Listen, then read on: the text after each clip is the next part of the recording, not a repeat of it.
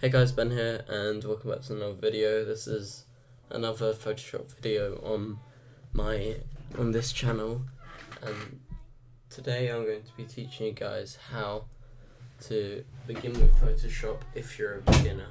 So I'm going to be teaching you how to use most of these tools, the ones that are sort of relevant that I use. So yeah, first off, what you want to know is how to create a new document, is to click new, and then you don't really want to click on any of these pre-made ones unless you are printing. Then you'll go international paper and then choose whatever size you want, but for now most of the time you click on custom, and you should always try and use it in pixels, as most things are used in pixels. The resolution is not too crucial, but that's how, it depends on how fast your computer or how good you want it to look in the end. So I normally use 72, I don't know why, just something I do. And then you can choose whatever file size, you can play around with them, but for now I'm just going to stick to 128 by 72, 720. So I'm going to teach you how to use most of these different tools. So first off, we have of course the move tool, which is the shortcut V. So say I clicked here, you click V straight onto here, and this is where you move stuff like this. And then so I'll teach you all the shortcuts that is relevant for beginners in a minute. And so what else there is on Photoshop is you can drag and you can choose. There's lots of different options for lots of things like this. So these are all different different, I forgot the name, different marquee tools that mark a certain area that you want. So all you need to do to use these is drag down and choose the area. So you could want, I don't know, something like straight, and these have to be straight. You can edit these after with the pen tool, but anyway, so they're all the same. Okay, so moving on to the next one, what we have is the lasso tool, and you can shortcut to click L on this, and all of these ones as well. I haven't really used these ones before, so I would stick to the lasso tool. And what lasso tool does is you can select a certain area. You can be very careful by zooming in, which the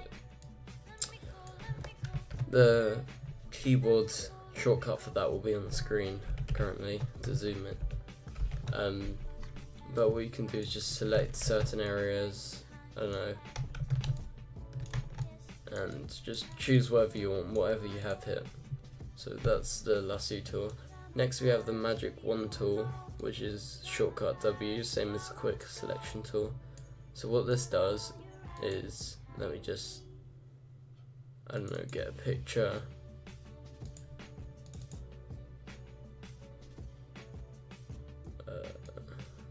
Let's just put a picture in here. And what the magic wand tool does is it selects certain areas, so you can change the tolerance. So if it has 100% tolerance, it will select more of the stuff that it recognizes, and you can, once it's clicked and highlighted with a marquee, you can just click delete. If you have rasterized the layer like that, you just right click and you can delete that and delete all different stuff, and you can change the tolerance down. So say 10, and you can keep on deleting. Or what else you can do with this is you can also use it to color in like this. So you could color all of that in. So the next one is the quick selection tool. All you need to do with this one is just drag out basically. It's a bit more accurate with more detailed things, but the magic wand tool is probably overall a tiny bit better in my opinion. So that's the quick selection and magic wand tool. I don't really use this, but this is a crop tool, so you can crop into an area and click enter, and that will be your area you have. It's like this, but I wouldn't use it. I don't use it that much, so I'm not going to show you the other ones. You can find them out for yourselves. The eyedropper tool, don't use this. Yeah, okay, so the brush. So there's a shortcut to make the brush tool bigger and smaller. The commands will be on the screen at the moment. But it's the closed brackets to go down, open brackets to go up, and they are the square computer brackets. Or you could just simply click up here and you can change the hardness, so whatever you want you can, look, it's got a hard edge around it. Or you can change it soft, and it has soft edge and it's sort of blurry like that. And you can drag this as much as you want, choose the areas, and of course you can change sides by here or the shortcuts. I don't really use this one, so I'm not going to show you the clone or the stamp tool. I don't use this either. So the rubber tool is, all you have to do is to make it smaller and bigger, use the same shortcuts as the brush, and you just click and drag with your left click to choose choose where you're going to delete using the rubber tool. And I don't really use any of these other ones. So here is the paint bucket tool, and say we wanted to paint the background, we'll click on this layer rather than this layer, and say we wanted it black, we can just go boom. But for some reason my black is a bit strange. There we go. Alright, it was on purpley black. So there we go, we're on the black. I know this doesn't look very good at the moment, but who cares, I'm just showing you guys. So also the gradient tool is, all you need to do is drag and across the whole screen. You can make your own gradients by double clicking on this, and double clicking on these arrows and changing it to whatever you want. So for example, say I wanted purple and black, all you do is click somewhere and drag it across, and so that would go that way. If I wanted to, I could go that way, that way, that way. I can even go like that and go like that. It's all personal preference really. So yeah, that's the gradient and paint bucket tool. The blur and smudge tool is really just, all it does is what it says. You just smudge and blur objects that you want. So as you can see here, look, it just smudges. Okay, let's just wait until this is done. There we go. And you can have the blur tool, which is blurs stuff out for you. Clicking on the wrong layer again. Always remember to click on the right layer. So as you can see, I'm blurring him out. Blur certain areas out, rather than just all of it. And so you can go sharpen.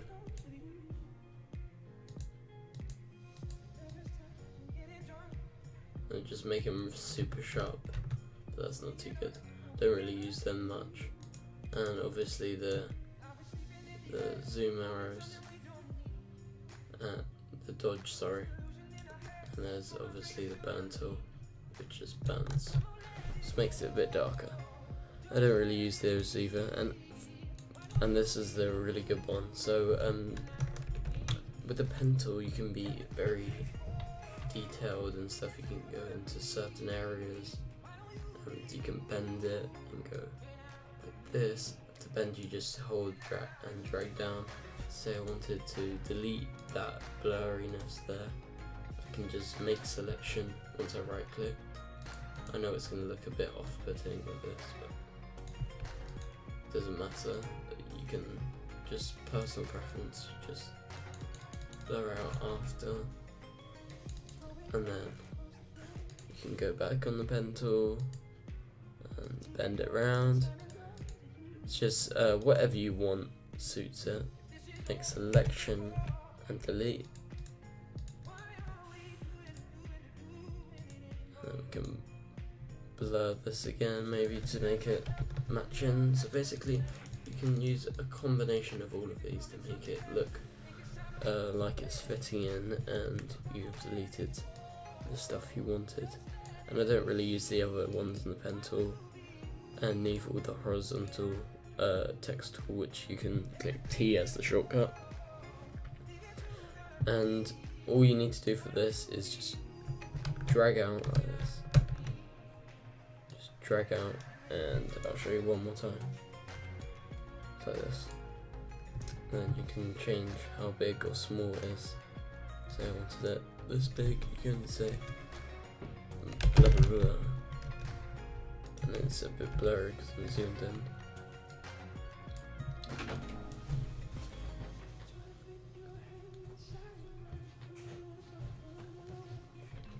And then you can also, I'll show you some effects after, so that's the text tool. And this is just the sort of the selection tool. I'm not too sure what it's called. Path selection tool rather than the selection tool. Pretty close. And then here finally is the shapes. You can click on all different shapes.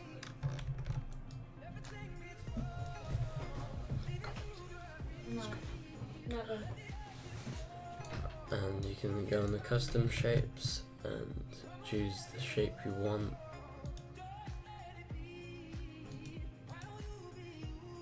Up here, so if I wanted that, you could do that. As you can tell, this is super rough, I'm not doing anything. But yeah, so that's that, and don't use this hand tool, and then obviously this is zoom tool. But I told you the commands for that already, so it's better than clicking on this, it's a waste of time. And the colour, this is your secondary colours, your first colour. This is the one that will show this black here, so I could change it to red, and as you can see it's changed. And then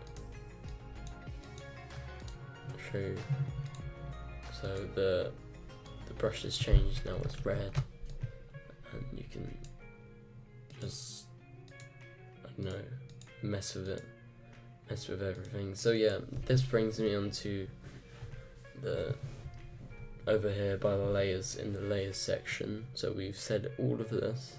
In the layers section, you have a drop down menu of what this, I've selected the red layer that I just drew, and I can choose stuff. So I can click dissolve and it will dissolve.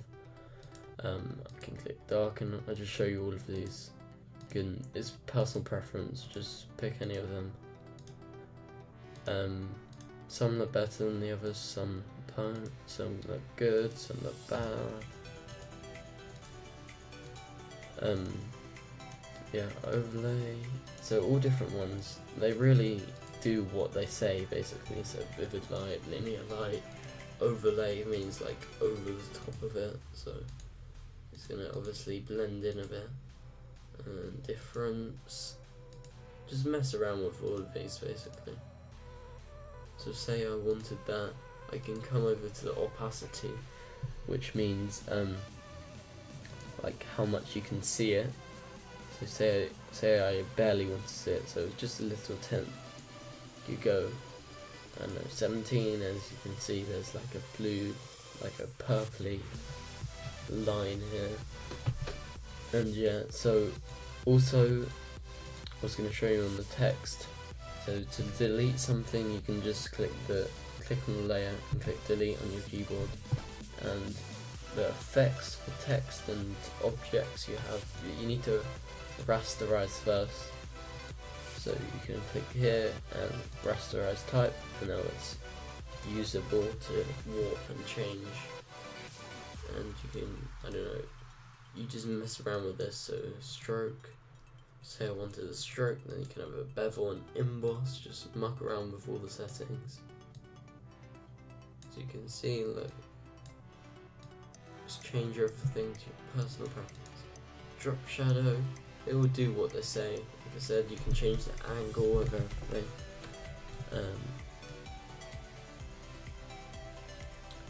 And just muck around with stuff basically. So yeah.